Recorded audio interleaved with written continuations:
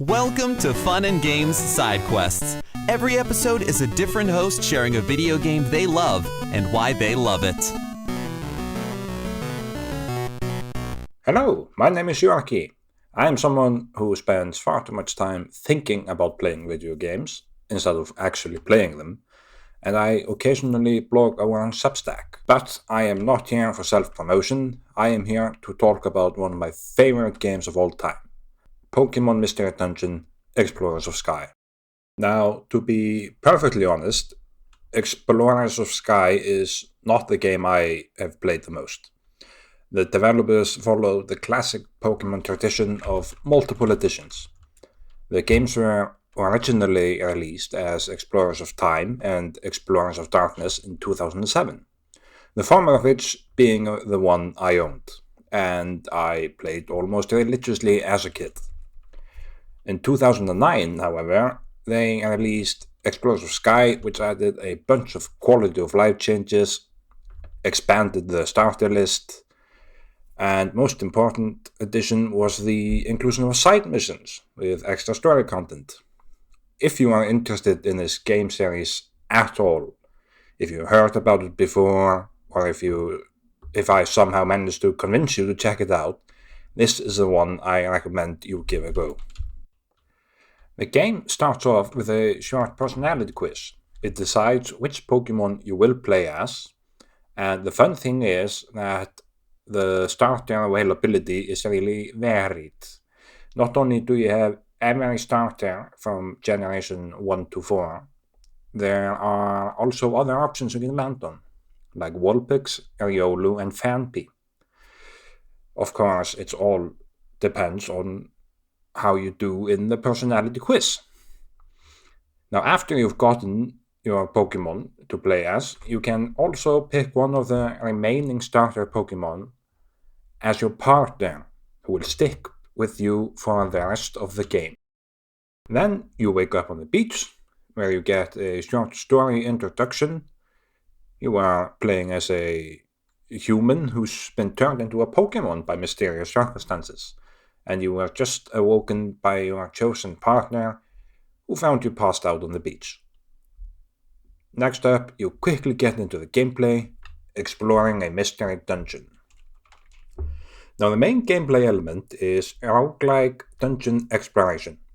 Each dungeon consists of multiple floors of top-down, tile-based maps that you traverse around looking for a staircase to the next floor. Each floor has a randomly generated layout and spawning enemies that roam the floors, and they will attack you on sight. They are not the only hazard. There are hidden traps that will be sprung on you, and the game even features a light survival mechanic in that you have to slowly accumulate hunger as you explore. So you will always have to have a stock of apples in your inventory if you want to proceed. Yes, apples are the main choice of food in the Mystery Dungeon games for some reason. Most other items you eat, like berries and seeds, do satiate your hunger a little, but not nearly enough to sustain you for a long dungeon. I love this gameplay. This series is probably the main reason why I love roguelike games to this day. This combat is still in its essence turn-based Pokemon combat. You can only learn 4 moves at a time, but how a lot of them work is changed slightly, and a couple of additions have been made to the gameplay to make it different enough that you don't really think about it as normal Pokemon gameplay. Now, after this first dungeon experience, your partner Pokemon asks you to join him to make an exploration team, and to join the local guild as apprentices. You of course say yes, hoping that you will eventually stumble upon the reason for why you suddenly turned into a Pokemon, and why you have amnesia. So on you go to the Wigglytuff Guild. The story in this game is honestly the thing I love the most. It's a fantastic story with a fun cast of characters. The other members of the guild are quirky and lovable, The story is super interesting. You quickly learn that there is something called time gears, the local Deus Ex Machina, that are being stolen by a mysterious fugitive in different regions, which predictably causes a lot of issues for this world.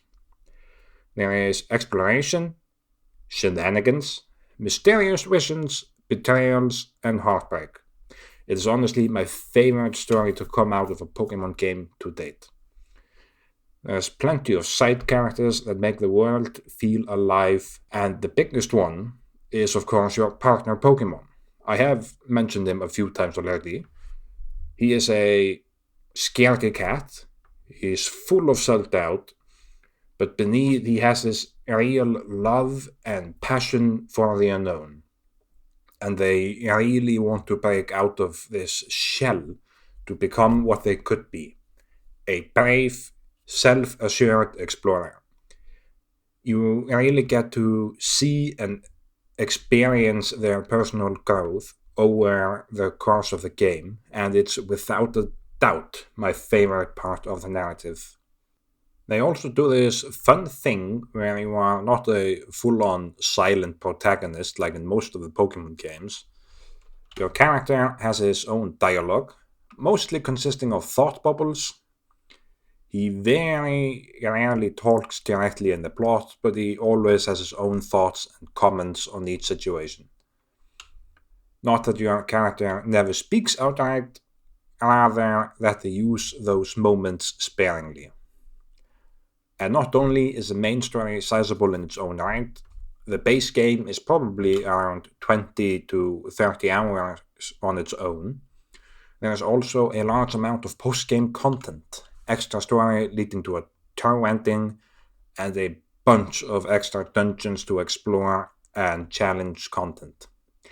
Yes, it's one of those games that does not end with its first credits. I also have to quickly mention the soundtrack. The Pokemon games generally are really good when it comes to music, and this game is no different.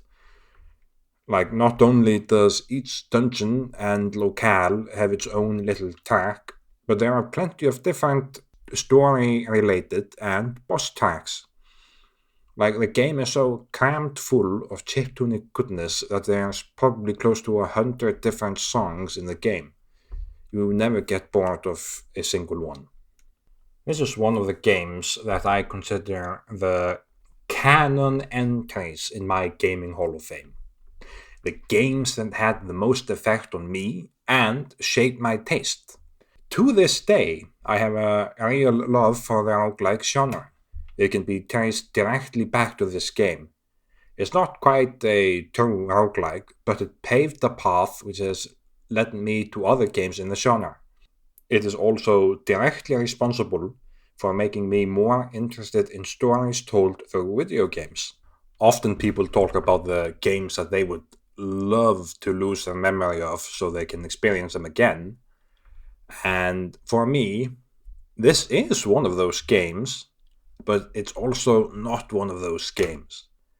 I would love to experience it for the first time again, but I know that I could never repeat it in a way that would affect me as much as it did as when I played it as a kid.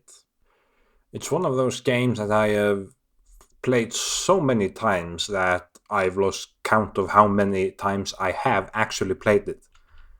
It probably exceeds 5 times, and it probably gets close to 10 to 15 times, because it's just one of those games I replayed again and again and again from when I first got it to late into my teenage years.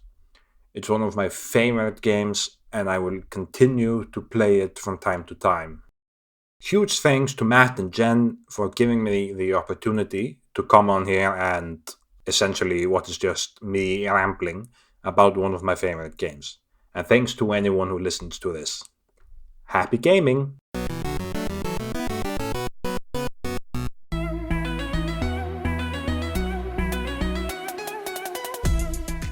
Welcome to No Small Games, the indie gaming recap and review podcast. I'm Kate, also known as Cater Blossom. And I'm Emily. You might also know me online as The Specific Egg. And we met streaming and playing video games on Twitch. At No Small Games, we combine our favorite genres to experience everything the indie game world has to offer and share it with all of you. We believe there are no small games, only small game studios. Each episode, we'll choose one indie game that we each played separately and discuss our playthrough experience together. The good, the bad, and our most memorable moments. We'll follow our recap with a review and announcement of which indie game will be featured on our next episode. We invite you to play each game along with us and would love to hear from you about your playthrough experience. Hey, Kate. Hey, Emily. I hope that No Small Games brings everyone some big fun. CPOV. CertainPOV.com.